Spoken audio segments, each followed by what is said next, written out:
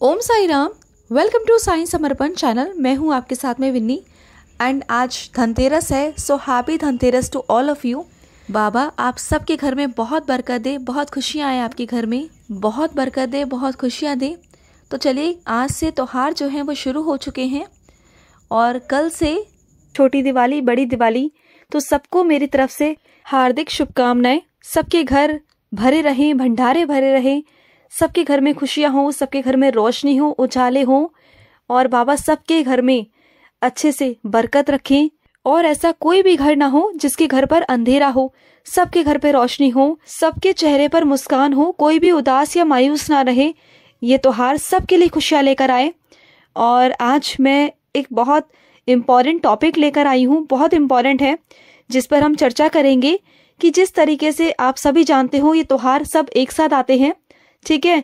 और त्योहार शुरू हो जाते हैं दशहरे से ही, दशहरे से यानी कि बाबा के समाधि दिवस से ही त्योहार शुरू हो जाते हैं और ये त्योहार लगे रहते हैं। लेकिन आज जो मैं टॉपिक पर वीडियो बना रही हूँ, ये टॉपिक है धनतेरस का और छोटी दिवाली का।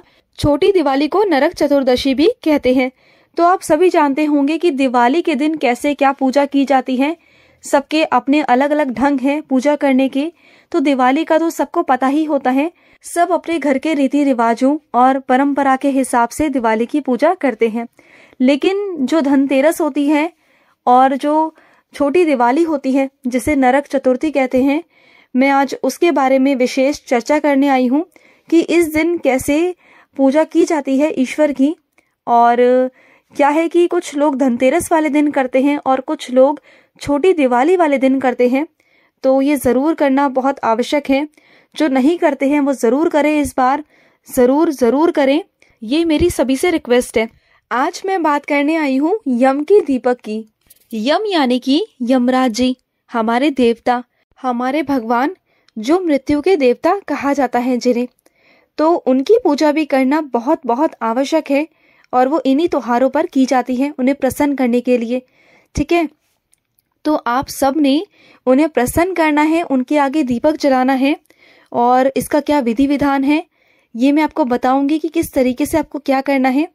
तो चलिए स्टार्ट करते हैं कि आपको कब और कैसे ये दीपक जलाना चाहिए, कहाँ जलाना चाहिए और किस त्योहार पर जलाना चाहिए। तो चलिए शुरुआत करते हैं। आपने क्या करना है, चाहे तो आप धनतेरस वाले दिन या आप जो छोटी दिवाली होती है जिसे नरक चतुर्थी कहते हैं उस दिन भी आप कर सकते हैं। आपने क्या करना है, एक लकड़ी की चौकी लेनी है, कोई भी पटरा आपके घर में हो वो आप ले लीजिए और उसके बाद उस स्थान को अच्छे से पवित्र करना होता है। क्योंकि अगर हम जो भी भगवान का काम करते हैं उसे पहले हम स्वच्छ करते हैं उस जगह को, तो पहले उस जगह को स्वच्छ कर लीजिए। जो भी झाड़ू पोछा जो भी है उसे अच्छे से क्लीन कर कर वहां पर एक पटरा रखिए जो कि लकड़ी का होता है। और उसके बाद आपने क्या करना है, उस लकड़ी की चौकी को भी स्वच्छ करना है, उस स्थान को भी स्वच्छ करना है। अब आप बोलोगे किस चीज से करना है, तो पहला गंगा जल। गंगा जल सभी के घर में होता है, आप गंगा जल से कर सकते हैं। आपके पास में बाबा का स्नान जल होगा, आप बाबा के स्नान जल से कर सकते हो, या आप जो गोबर होता है गोबर से भी कर सकते हो। तो पहले आपको स्वच्छ करना है और अगर ये भी चीज नहीं है आपके पास तो हल्दी से भी आप कर सकते हो, क्योंकि हिंदू धर्म में ये तीनों चीजें शुभ मानी गई हैं। और अपने साईं का जो जल है वो तो हम सभी के लिए अमृत के समान है, ठीक है। तो आप सभी का, इन सभी में से किसी भी चीज का, एक का भी, किसी का भी लेप कर सकते हो उस जगह पर, वो जगह स्वच्छ हो जाएगी। उसके बाद आपने क्या करना है, उस पर सूखे आटे से स्वास्तिक बनाना है। स्वास्तिक यानी कि गणेश जी को पहले विराजित करना है। हम जब भी किसी भी मंगल कार्य की शुरुआत करते हैं तो पहले गणेश जी को स्थापित करते हैं और जहां पर हम गणेश जी की मूर्ति नहीं रख सकते वहां पर हम स्वास्तिक बनाते हैं। तो आपको आटे से स्वास्तिक बनाना है उस पवित्र स्थान पर, ठीक है। फिर आपने क्या करना है, आपको एक दीपक बनाना है, या आप आटे का बनाइए और वो भी 4 मुखी होना चाहिए। 4 मुखी आटे का दीपक आपको बनाना है। या अगर आप नहीं बना सकते हैं तो आपको क्या करना है, आपको बाजार से खरीद के जो मिट्टी का दीपक होता है ना, वो लेके आना है। और अगर आटे का बना रहे हैं तो आटा भी स्वच्छ होना चाहिए।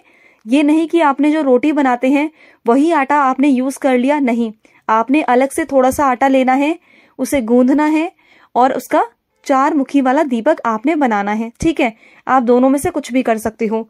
और उसके बाद आपने क्या करना है, 4 वाली बाती बनानी है, 4 लौ वाली बाती आपने बनानी है, उसमें रखनी है और उसके अंदर डालनी है कौड़ी, 1 कौड़ी आपने डालनी है।